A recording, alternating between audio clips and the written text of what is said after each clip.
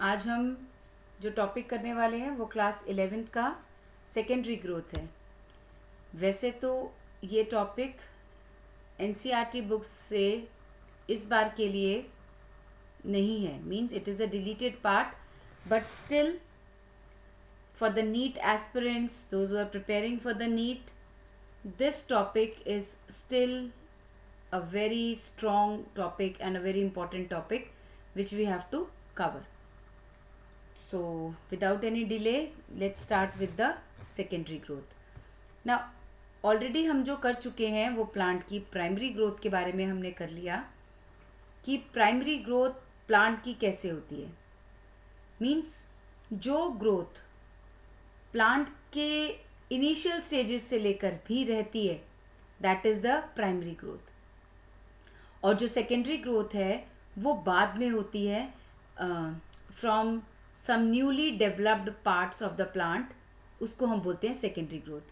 तो इसको थोड़ा सा और क्लियर समझने के लिए हम ये देखते हैं कि प्राइमरी ग्रोथ एग्जैक्टली कहाँ से होती है और कैसे होती है। तो हमने जब ये प्लांट के पार्ट को स्टडी किया तो हमने देखा कि प्लांट के एपिक्स पर ये एपिकल मेरिस्टेम है, ठीक है, ये प्लांट की लेंथ को इंक्रीज कराता है। नाउ दिस पार्ट जो एपिकल मेरिस्टेम है ये रूट और स्टेम दोनों की लेंथ को इंक्रीज कराता है। तो ये जो पार्ट है एपिकल मेरिस्टेम से जो ग्रोथ हमको मिल रही है, that is the example of primary growth. ये प्लांट के पास शुरू से मतलब जैसे प्लांट बढ़ना शुरू हुआ उसकी हाइट बढ़नी स्टार्ट हो जाएगी। तो ये एग्जाम्पल है हमारा प्राइमरी ग्रोथ का। अब सेकेंडरी ग्रोथ क्या है? जैसे जैसे प्लांट बड़ा होता जाएगा, ओल्ड होता जाएगा, that will start growing in its width, ऐसे भी ये इंक्रीज होगा, ठीक है। ये जो इसकी विड्थ इंक्रीज होगी, ये इंक्रीज होगी दो तरह के कैम्बियम की वजह से, कॉर्क कैम्बियम की वजह से और वैस्कुलर कैम्बियम की वजह से, क्योंकि ये प्लांट में ग्रोथ जो है वो बाद में हो रही है and because of the secondary tissues, तो इसीलिए इसको हम बोलते हैं सेकेंडरी ग्रोथ, ठीक है। तो ये हम बात करते हैं कि secondary growth is mainly responsible for increase in girth of the plant. और इसका पर्पस क्या है, क्यों ये होना ज़रूरी है, सेकेंडरी ग्रोथ क्यों नहीं ज़रूरी है? जिससे कि प्लांट जैसे जैसे बड़ा होता जा रहा है उसको सपोर्ट मिलता जाए अपने वेट को और अपने एनवायरनमेंट को बैलेंस करने के लिए। फिर कंडक्शन बहुत इंपॉर्टेंट हो जाती है इसमें। तो सेकेंडरी ग्रोथ से हमको सेकेंडरी जाइलम और सेकेंडरी फ्लोएम मिलते हैं जो कंडक्शन के लिए बहुत इंपॉर्टेंट है। अब जब ये सेकेंडरी ग्रोथ हो रही है, ये दो तरह के कैम्बियम से ग्रो हो रही है, cork cambium and vascular cambium. तो सबसे पहले हम इन्हीं के बारे में स्टडी करेंगे। तो वन बाय वन हम लेते हैं। सबसे पहले हम स्टडी कर रहे हैं अपना वैस्कुलर कैम्बियम। अब ये वैस्कुलर कैम्बियम क्या है? अगर हम एक डाइकॉट प्लांट की स्टेम का स्ट्रक्चर देखें तो सबसे ऊपर ये आपका एपिडर्मिस, फिर कॉर्टेक्स, ये आपके वैस्कुलर बंडल, ठीक है, primary phloem and primary xylem. इनके बीच में ये आपका प्राइमरी कैम्बियम है जो ऑलरेडी प्रेजेंट है पहले से। ये है आपका इंट्राफेसिकुलर कैम्बियम जो कि आपके प्राइमरी जाइलम और प्राइमरी फ्लोएम के बीच में ऑलरेडी प्रेजेंट है।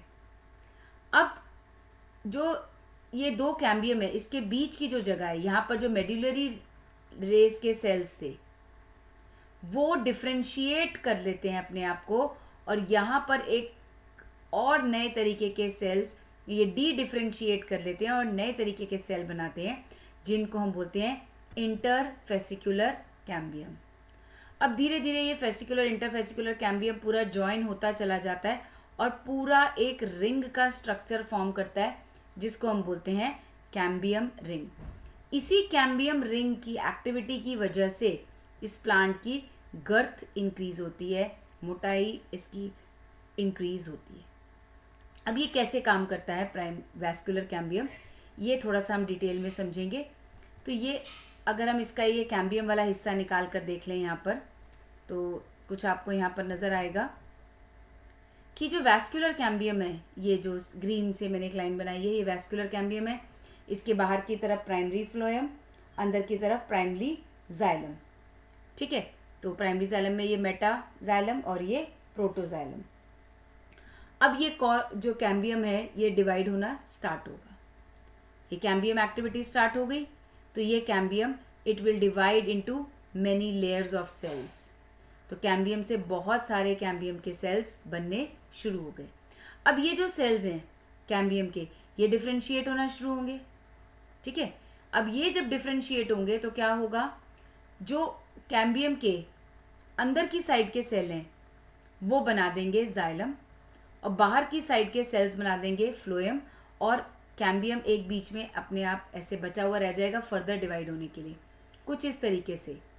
ये जो ग्रीन कलर में आपको दिख रहा है ये कैम्बियम का कैम्बियम ही रह गया। इससे ऊपर जो सेल्स बने थे वो अपने आप को डिफ्रेंशिएट होकर के बन गए सेकेंडरी फ्लोएम में। इनके नीचे जो सेल बने थे वो अपने आप को डिफ्रेंशिएट करके बन गए सेकेंडरी जाइलम में। अब आप ये देख रहे होंगे कि मैंने ये 2-3 लाइंस जो बनाई थी ये क्लियर करते हैं। इनमें से सेकेंडरी फ्लोएम के लिए मैंने एक ही लाइन बनाई और सेकेंडरी जाइलम के लिए मैंने 2 लाइन बनाई। ठीक है, क्यों ऐसा है, क्योंकि जो ये वैस्कुलर कैम्बियम है this is more active towards inner side. ये इनर साइड पर ज़्यादा एक्टिव है, ये ज़्यादा सेकेंडरी जाइलम फॉर्म करता जाएगा लेकिन सेकेंडरी फ्लोएम कम फॉर्म करता जाएगा। ठीक है, तो एक बार डिवाइड हुआ, बहुत सारे सेकेंडरी जाइलम बने और बहुत कम सेकेंडरी फ्लोएम बने, फिर बहुत सारे सेकेंडरी जाइलम बने, फिर बहुत सारे सेकेंडरी फ्लोएम बने। तो धीरे धीरे जो वैस्कुलर कैम्बियम है अंदर ज़्यादा सेल्स बनते जा रहे हैं तो ये बाहर की तरफ पुश होता जा रहा है। तो वैस्कुलर कैम्बियम धीरे धीरे बाहर की तरफ पुश होता जाएगा। तो हम ये भी कह सकते हैं वैस्कुलर कैम्बियम मूव्स आउटवर्ड्स। तो इससे प्लांट की गर्थ बढ़ती जा रही है, बाहर की तरफ कैम्बियम निकलता जा रहा है। अब ये जब बाहर की तरफ कैम्बियम निकलता जा रहा है तो ये क्या करेगा, इसके ऊपर प्रेशर पड़ेगा आपके प्राइमरी फ्लोएम के ऊपर, सेकेंडरी फ्लोएम के ऊपर, और ये जो है ये टूट जाएंगे, ये इतना फोर्स बर्दाश्त नहीं कर पाएंगे और ये जो है ये टूट जाएंगे। ठीक है, सो इनके टूटने से ये धीरे धीरे आपका बन जाएगा, बाहर की लेयर जो बन जाएगी आपकी वो कॉर्क है, वो भी हम बाद में डिस्कस करेंगे। लेकिन अभी हम क्या डिस्कस कर रहे हैं कि जो वैस्कुलर कैम्बियम है ये अंदर से डिवाइड होना स्टार्ट होगा और बनाएगा सेकेंडरी फ्लोएम और सेकेंडरी जाइलम। सेकेंडरी फ्लोएम कम बनता है as compare to secondary xylem, secondary xylem ज़्यादा बनता है। तो ज़्यादा सेकेंडरी जाइलम बन रहा है तो सेकेंडरी फ्लोएम के कंपैरिजन में, तो ये वैस्कुलर कैम्बियम क्या है धीरे धीरे बाहर की तरफ मूव करना शुरू कर देगा और क्रश करता चला जाएगा सेकेंडरी फ्लोएम और प्राइमरी फ्लोएम को। So this is how vascular cambium behaves, और उसकी किस तरह से एक्टिविटी है, वो कैसे काम करता है। अब ये जो वैस्कुलर कैम्बियम है इसकी एक्टिविटी डिपेंड करती है सीजन पर। किसी सीजन में ये बहुत ज़्यादा एक्टिव हो जाता है, फटाफट बहुत सारे सेल्स बनाता जाता है। किसी सीजन में ये बहुत कम एक्टिव हो जाता है और इसके नंबर ऑफ सेल्स जो हैं वो कम बनते हैं। तो डिपेंडिंग अपॉन द सीजन इसकी एक्टिविटी चेंज है। अब क्योंकि सीजन पे डिपेंड करते हैं तो चलो हम चलते हैं टेम्परेट रीजन पे, जहाँ पर आपका 2 मौसम पाए जाते हैं, ऑटम और स्प्रिंग। स्प्रिंग सीजन में जो वैस्कुलर कैम्बियम है वो बहुत एक्टिव हो जाता है, वो बहुत ज़्यादा एक्टिव हो जाता है और बहुत ज़्यादा नंबर ऑफ जाइलम के वेसल्स प्रोड्यूस करना शुरू कर देता है। वेयर एज ऑटम सीजन में कैम्बियम की एक्टिविटी बहुत कम हो जाती है और वो बड़े कम जाइलम एलिमेंट्स फॉर्म करना शुरू करता है। ठीक है, अब कम बन रहे हैं तो छोटे बन रहे हैं और फटाफट बनाता जा रहा है, बड़े बड़े बनाता जा रहा है, बिल्कुल बड़े बड़े बनाता जा रहा है। तो 2 तरह से आपकी लेयर्स बननी शुरू होती हैं। अगर स्प्रिंग में बन रहे हैं तो जाइलम के एलिमेंट्स जो है वो बड़े बन रहे हैं, ऑटम में बन रहे हैं तो वो जाइलम के एलिमेंट्स स्मॉल बन रहे हैं। अब वो बड़े बड़े बनते जा रहे हैं, जल्दी जल्दी बन रहे हैं, तो उनका कलर क्या है, हल्का है, और उनकी डेंसिटी क्या है, लो है। तो इस टाइम पर जो ये एक्टिविटी हो रही है, जो इस चीज़ें बन रही हैं यहाँ पर, जो जाइलम एलिमेंट बन रहे हैं, इसको हम बोलते हैं स्प्रिंग वुड। और ऑटम में जो बन रहे हैं उनको हम बोलते हैं ऑटम वुड। तो धीरे धीरे आपका क्या है, ये जैसे ये बन गया ऑटम, फिर स्प्रिंग आई तो ये बन गया, फिर ऑटम आएगी तो लाइट कलर, स्प्रिंग आएगी तो डार्क कलर। तो इस तरीके से आपको कॉन्सेंट्रिक सर्कल की फॉर्म में लाइट और डार्क बैंड्स नज़र आते जाएंगे। ठीक है, तो एक साल में ऑटम भी आ रहा है, स्प्रिंग भी आ रहा है, मतलब एक साल में 2 लेयर्स फॉर्म हो रही हैं। तो हम ऐसे 2 लेयर्स का एक पेयर बनाकर अगर हम काउंट करते चले जाएं तो हम इस पेड़ की एज को कैलकुलेट कर सकते हैं. This is how the age of the tree is calculated by counting the number of concentric circles. अब ये जो सर्कल्स बनते जा रहे हैं, ठीक है, ये सर्कल्स बनते जा रहे हैं, ऑटम वुड और आपकी स्प्रिंग वुड बनती जा रही है, अंदर लेयर्स बनती चली जा रही हैं. अब क्या हो रहा है कि प्लांट के अंदर के पार्ट की लेयर में बहुत सारा डेपोजिशन होना शुरू हो जाता है चीज़ों का. ठीक है, जैसे ये आपको मैंने लेयर्स दिखा रखी है. अंदर की लेयर 21 में बनी, फिर बाहर की लेयर 22 में बनी, फिर उसके बाहर की 23 में बनी. तो ये वैस्कुलर कैम्बियम के अंदर की ये लेयर्स से हम इसको काउंट कर रहे हैं, सेकेंडरी जाइलम जो हमारा बन रहा है. अब धीरे धीरे जो अंदर के जो इंटरनल लेयर्स है, बहुत अंदर की लेयर्स हैं, उनमें डिपोजिशन होना शुरू हो जाता है. Tannins, resins, gums, oils, aromatic compounds, essential oils, ये सब चीज़ें इसके अंदर डिपॉजिट होनी शुरू होती चली जाती हैं. तो इनकी डिपोजिशन से ये अंदर बन जाता है आपका हार्ट वुड, और बाहर की वुड कहलाती है आपकी सैप वुड. तो अंदर वाली वुड आपकी है हार्ट वुड, जो कि डिपोजिशन की वजह से डेड हो जाती है. अब ये डेड हो गई तो ये नॉन कंडक्टिंग हो गई. ये डिपोजिशन हो क्यों रहा है? प्लांट को सपोर्ट प्रोवाइड करने के लिए, ताकि इसमें कोई और इन्फेक्शंस ना हो सकें. और ये अंदर की बड़ी डार्क है और बहुत ड्यूरेबल है. एक्चुअली में यही वाली वुड है जिससे कि हम फर्नीचर्स वगैरह बनाते हैं अंदर से निकाल के. बाहर की हम लाइट वुड झाड़ देते हैं और अंदर की स्ट्रॉन्ग वुड लेकर के बनाते हैं. बाहर की जो है ये कंडक्टिंग जाइलम है. ये अंदर से तो प्लांट कंडक्ट करेगा ही नहीं कुछ. कंडक्टिंग जाइलम कहाँ है? बाहर की सैप वुड. सैप आपको ना, सैप इज द लिक्विड. तो सैप वुड जो बाहर की है, और हार्ट, भाई हार्ट वुड है, लकड़ी की वुड हो गई, मतलब दिल भी पत्थर का हो गया इसका.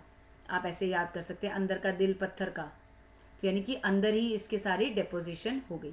तो हमको मिल गई 2 तरह की would, heart would and SAP would. अब हम बात करते हैं कॉर्क कैम्बियम की. ठीक है, अब वैस्कुलर कैम्बियम की वजह से गर्थ इंक्रीज हो रही है, और ये बढ़ने की वजह से बाहर के जो लेयर्स हैं वो टूटने शुरू हो जाती है. एपिडर्मिस जो है वो डैमेज हो गई. जो वैस्कुलर कैम्बियम ने इतने सारे बनाए और धीरे धीरे बाहर की तरफ बढ़ता जा रहा है, तो बाहर एपिडर्मिस शुरू हो गई. अब तबाही मच चुकी है प्लांट में, सब कुछ टूट फूट गया है. लेकिन टूटने फूटने से काम नहीं चलेगा, हमको उनको रिप्लेस भी करना पड़ेगा. ऐसा तो नहीं कि चीज़ें टूटती जा रही हैं, प्लांट में कुछ रिप्लेसमेंट नहीं होगी. तो जो बाहर से चीज़ें टूट रही हैं, जो एपिडर्मिस टूट रही है, हम उसकी रिप्लेसमेंट करवाना चाहते हैं. तो बाहर से epidermis needs to be replaced. अब क्या होगा? कॉर्क बनेगा कॉर्टेक्स से. ठीक है, कैसे? जो कॉर्टेक्स है हमारा अंदर का, उसके सेल्स डिफरेंशिएट होंगे और बनाएंगे हमारा कॉर्क कैम्बियम. कॉर्टेक्स के सेल्स डिफरेंशिएट करके, डी डिफरेंशिएट करके हमारा बनाएंगे कॉर्क कैम्बियम. क्या होगा?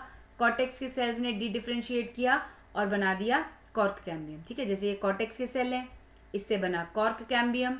अब ये कॉर्क कैम्बियम बहुत सारी लेयर्स में अपने आप को डिवाइड करता जाएगा, और धीरे धीरे ये अपने आप को फिर से डिफरेंशिएट करेगा. सेल का काम क्या है? जब पहले कोई मेरिस्टेमेटिक सेल्स होते हैं, डिवाइड होते हैं, तो वो कुछ अपने आप को डिफरेंशिएट करके परमानेंट सेल्स का रूप देते हैं. ऐसे ही ये जो सेकेंडरी सेल्स हमारे बने हैं, ये भी डिफरेंशिएट होकर के अपने आप को एक नया फॉर्म देंगे. इनमें कैसे होगा? सबसे बाहर की लेयर जो बन जाएगी वो बन जाएगी कॉर्क, जिसमें कि बहुत सारा सुब्रिन का डिपॉजिट होगा, और ये बन जाएगी डेड. अंदर की क्या है? सेकेंडरी कॉर्टेक्स है और पेरिडर्म है. बीच में आपका एक कॉर्क कैम्बियम आ गया. ठीक है, तो ये कुछ लेयर्स बन गई. कैसे लेयर्स बन गई पेरिडर्म की? ये बाहर पूरी लेयर को हम पेरिडर्म कहते हैं. तो पेरिडर्म के अंदर क्या क्या है हमारा? सबसे बाहर का कॉर्क, फिर कॉर्क कैम्बियम, और फिर अंदर ही आपका क्या बन गया? Secondary cortex. ये तीनों लेयर्स को हम क्या कहते हैं? पेरिडर्म. तो इनके नाम भी हैं. कॉर्क, कॉर्क को बोलते हैं फेलम. Cork cambium फेलोजिन. अब या और सेकेंडरी कॉर्क्स को बोलते हैं, कॉर्टेक्स को बोलते हैं फेलोडर्म. याद कैसे कर सकते हैं हम? देखो, कॉर्क कैम्बियम को हम बोलते हैं फेलोजिन. जेन मीन्स जनरेटर. जेन मीन्स जनरेटर. तो कॉर्क कैम्बियम वो जनरेटर है जो अभी और सेल्स बनाएगा. और उसके नीचे आपकी फेलोडर्म. ठीक है, स्किन की लेयर जो बन गई, जैसे हम बोलते हैं एक आउटर मोस्ट लेयर डर्मिस, डर्म, तो ये आपकी, इसको हम मानते हैं ये डर्म बन गई। और सबसे बाहर बेकार फेलम, तो कॉर्क इज फेलम। तो फेलम, फेलोजिन एंड फेलोडर्म, ये तीनों मिलाकर आपकी क्या बनती हैं? फेलम, फेलोजिन एंड फेलोडर्म, ये तीनों मिलाकर आपकी क्या बनती हैं? पेरिडर्म। ये तीनों मिला के आपकी क्या बन जाती है? पेरिडर्म। ठीक है, अब हम डिस्कस करते हैं कि बार्क क्या है। What is bark? ये जो बाहर का सारा हिस्सा है आपका, जो पूरा का पूरा, ये वैस्कुलर कैम्बियम बनने के बाद ये बाहर है। वैस्कुलर कैम्बियम से बाहर की तरफ बना सेकेंडरी फ्लोएम, उसके बाहर बना था एंडोडर्मिस, उसने ऊपर से बनाया था कॉर्क कैम्बियम, कॉर्क कैम्बियम के ऊपर बना था कॉर्टेक्स, कॉर्टेक्स के सबसे बाहर था आपका एपिडर्मिस। ये सब कुछ जो वैस्कुलर कैम्बियम से बाहर का सब टूट फूट कर बन चुका है, that is known as the bark. ठीक है, सारा कॉर्क मिला लिया, ये तीनों लेयर्स कॉर्क की, फिर आपका कॉर्क कैम्बियम के अंदर एंडोडर्मिस, और फिर वैस्कुलर सेकेंडरी फ्लोएम, ये सब मिलाकर आपका क्या बन गया? बार्क। तो इसमें क्या क्या आ गया बार्क में? पूरा पेरिडर्म और सेकेंडरी फ्लोएम। ठीक है, तो ये है आपका टॉपिक बार्क का। अब ये बार्क के ऊपर, जब ये प्लांट से जो बार्क बन गई है, यह पूरी की पूरी आपकी कंटिन्यूस लेयर में नहीं बनती, कहीं कहीं पर ये लेयर टूटनी शुरू हो जाती है। ठीक है, बाहर की जो लेयर है ये टूटनी शुरू हो जाती है और अंदर कॉम्प्लीमेंट्री सेल्स इकट्ठा होना शुरू हो जाते हैं। ये रहा ना आपका कॉर्क कैम्बियम। तो ये जो सेल्स यहाँ पर अंदर इकट्ठा शुरू हो जाते हैं, इनकी वजह से यहाँ पर एक ओपनिंग क्रिएट हो जाती है। इस ओपनिंग को हम बोलते हैं लेंटिसेल। ठीक है, और लेंटिसेल आपको डाइकॉट की स्टेम और डाइकॉट की रूट दोनों में दिखने को मिलते हैं। ठीक है, यही कॉर्क कैम्बियम से ये कॉम्प्लीमेंट्री सेल्स बनते हैं और इसी के प्रेशर की वजह से यहाँ पर ये ओपनिंग बनती है। और ये ओपनिंग का शेप कैसा होता है? ये लेंस शेप्ड ओपनिंग होती है, जिसको हम लेंटिसेल्स कहते हैं। अभी इस लेंटिसेल्स का काम क्या है? For the exchange of air. ठीक है, सो ये टॉपिक आपका था सारा हमारा secondary growth in dicot stem.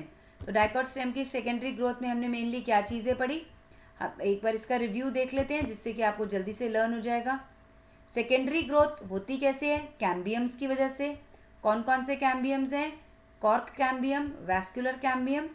Vascular cambium कैसे बनता है? वैस्कुलर टिश्यूज और मेडुलरी रेस के सेल्स को ज्वाइन करके पूरी रिंग बन जाती है, वैस्कुलर कैम्बियम। फिर हमने इसकी एक्टिविटी पढ़ी, ये बहुत सारा डिवाइड होता है, बाहर फ्लोएम, अंदर जाइलम। जाइलम ज़्यादा बनते हैं तो धीरे धीरे ये बाहर की तरफ मूव हो जाता है, जिससे इसकी गर्थ बढ़ जाती है। फिर हमने पढ़ा कि ये कैम्बियम की एक्टिविटी दोनों सीजन्स में अलग अलग होती हैं।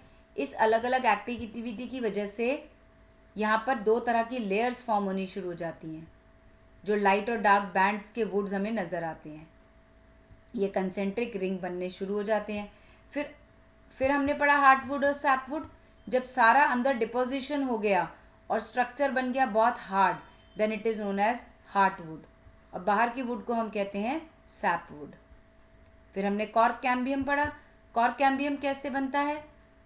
कॉर्टेक्स की डी डिफ्रेंसिएशन से, जो बाहर के कॉर्टेक्स के सेल थे, इसकी डी डिफ्रेंसिएशन से बना हमारा कॉर्क कैम्बियम। ठीक है, ये कॉर्क कैम्बियम बना डी डिफ्रेंसिएशन से, और इसकी एक्टिविटी से क्या बनी हमारी? पेरिडर्म। पेरिडर्म में क्या है? बाहर फेलम, फिर फेलोजिन जो खुद कॉर्क कैम्बियम है, फिर सेकेंडरी कॉर्टेक्स, फेलोडर्म। फिर हमने पढ़ा बार्क। बार्क क्या है? वैस्कुलर कैम्बियम के बाहर की जितनी सारी लेयर्स हैं वो सब कहलाती हैं बार्क। और ये बार्क के बाद जो ये हमारा कॉर्क कैम्बियम है, इसके सेल्स बनाते हैं हमारे कॉम्प्लीमेंट्री सेल्स, जिनसे बनते हैं हमारे lenticels. So this was an overview. I hope कि this will help you and your concepts will be clear. Do read your NCERT and thank you for watching. God bless you.